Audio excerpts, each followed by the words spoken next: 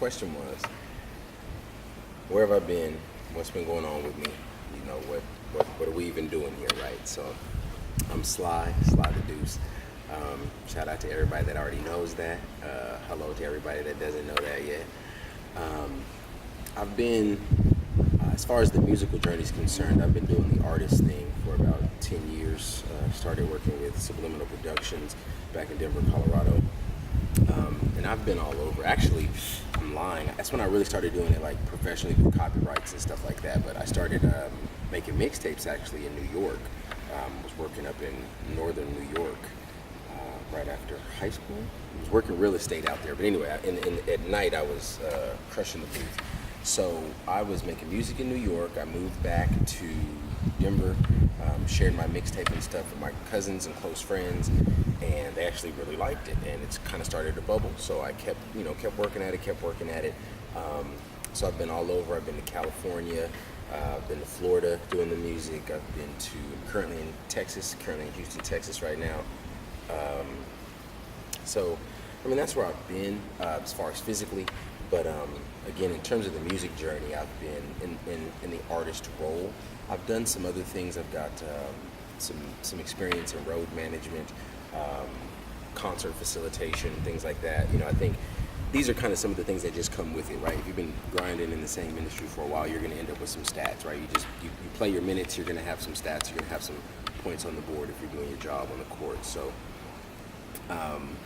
I'm not really here to discuss all the stuff that I've done, but I just kind of wanted to lay that foundation. Now, where I'm heading and what I'm really excited about is the opportunity to kind of be behind the scenes and be in more of a songwriter capacity. I really enjoyed, road management, looking to get back into that, artist management, artist development, more importantly, publishing, right? Helping folks to take it from that just ethereal, creative, man, I got bars, into an actual, hey man, I've got an ASCAP certification or license.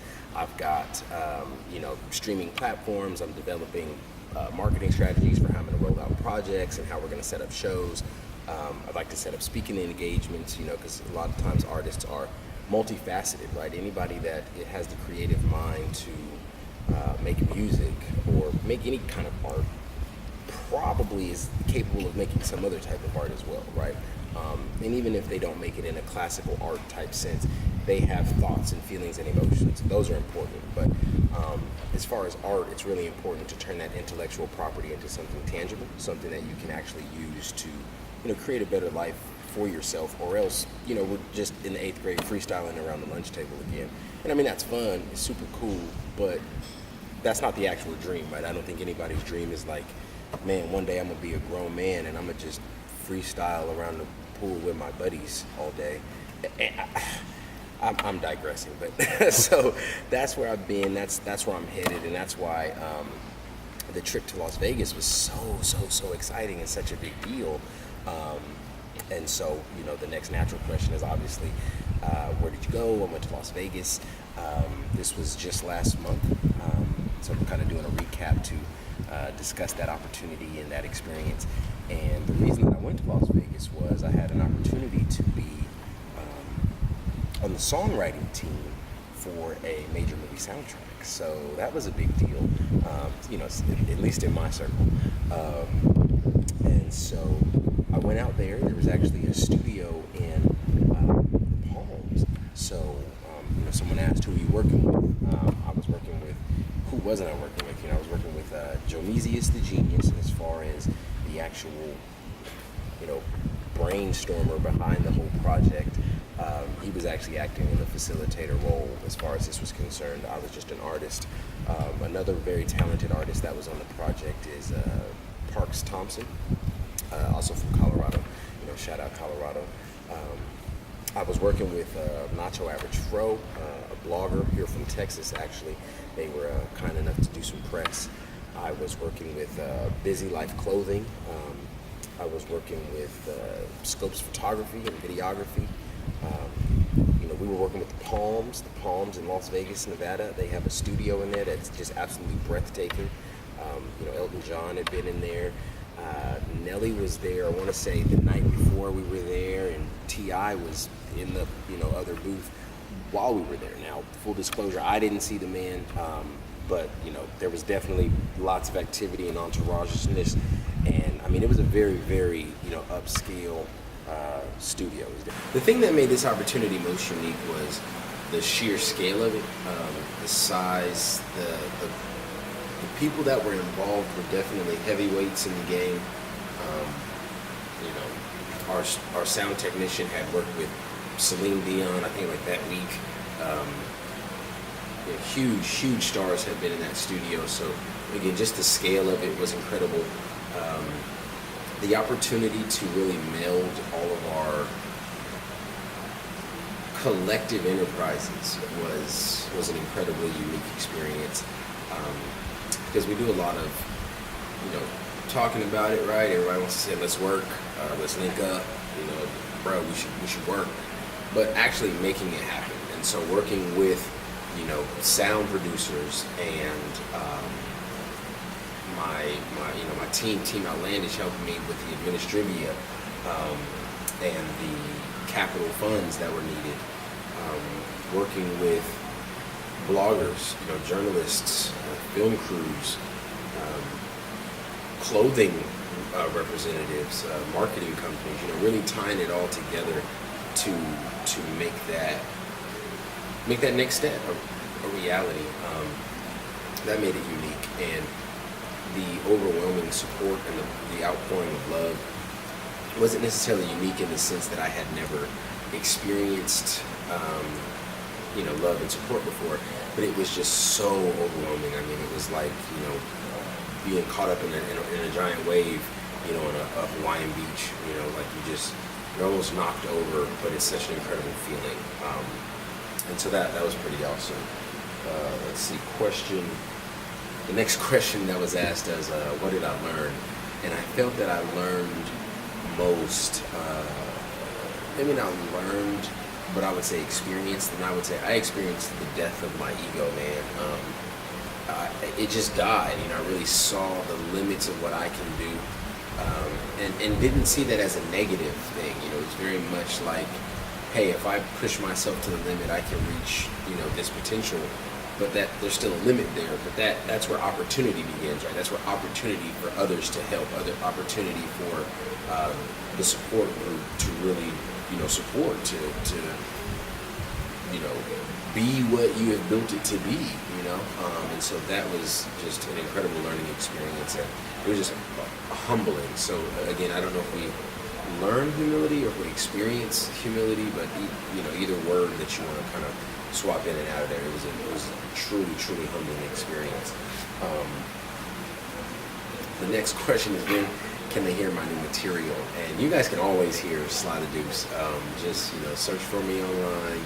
I'm on SoundCloud, I'm on DatPiff, I'm on iTunes, Spotify, all of that stuff, man. Now, a tip that I recently heard and I really enjoy all of you trying is go to my Spotify station, turn on my station when you go to sleep, put it on mute, just put it on repeat. So you aren't bothered, you can still get your beauty rest, and your favorite artist can just get streams all through the night. Now, I haven't done it, but again, looking forward to us trying it together. So just let me know. It's SlyThaDeuce if you don't already know how to find it on Spotify or DatPiff, or the most recent project. Juice was released. It's a DatPiff exclusive right now. But one of those tracks is available for online streaming and purchase as well, and that's Real Thoughts. Actually working on a video for Real Thoughts this summer. So not trying to overplay my whole hand, but they're definitely working. Definitely got some stuff in the works, and that's when you can hear my new music. What does my playlist look like was a question that I get often. I really find myself listening to a lot of instrumentals for obvious reasons. I ride around and I listen to not only instrumentals from the standpoint of like writing. I do spend a lot of time listening to instrumentals to write music to, or kind of just get my thoughts going for freestyling. But I like instrumentals, even acoustic covers, or piano melodies, just something without words, because I really feel like the power of music there's a message there, and so there's someone like talking to you, whether you know it or not. And so I don't really want to ride to work with French Montana every day. I don't really want to. I'm not really super concerned with what Quavo thinks, about these hoes lately. So I have my own thoughts. I got my own stuff going on, and again, no shade to anybody. So I'm not shading these people that have obviously lyrics in their music. I'm just saying that there's a lot of times where I just want to have my own thoughts, but I still want music, right? I don't want silence, or I don't want just the sound of Houston traffic, which is enough to make you want to drink bleach. I don't want that in my life, so I listen to a lot of instrumental stuff. But that being said, I also listen to a lot of music that I came up with. So I listen to a lot of throwback hits. They may not even be hits, but they was the jam to me. So listen to a lot of Chopped and Screwed music. Just again, I think that goes back to the slow, mellow sense of what's going on. Because you can chop and screw anything, right? So it's not just bring me that new Chief Keef Chopped and Screwed. I'm listening to like Sade or Big Crit. So it's still music that I would normally listen to. It's still that wavelength. But I think Chopped and Screwed just puts, I don't know, man, there's some extra sauce on it. I just love it. So I find myself listening to a lot of that. What was my main goal with making this video? I really just wanted to, take this time to share with everybody that helped me and has supported me throughout this, and just let you guys know that I'm so grateful. I am so appreciative.